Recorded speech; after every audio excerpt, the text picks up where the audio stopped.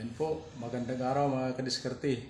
Habang tayo ay nagmamasid sa ating mga pananim na nyug, mayroon po tayong nakitang kakaiba.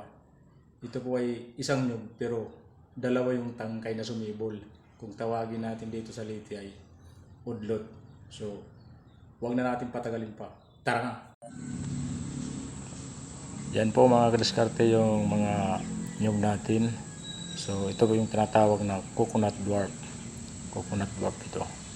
Yan. So habang tayo mamasid ng ating mga pananim na coconut, so may kakaiba tayong nakita. So isang nyug, dalawa yung tangkay na sumibol. Kung tawagin dito sa atin sa Leyte, udlot sa Tagalog. Ewan ko ba kung tama ba yung pagbigkas ko ng tangkay.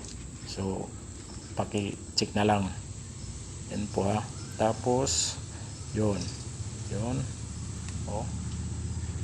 Maswerte daw ito sa sabong, hindi naman tayo nagsasabong. So kayo baka makita nyo maging maswerte kayo dito. Ayan po. Yan. So yan po mga kadiskarte. I-follow na lang yung Facebook page natin at saka sa YouTube channel. Ito po yung Diskarte sa Buhay. Yan. Magandang araw.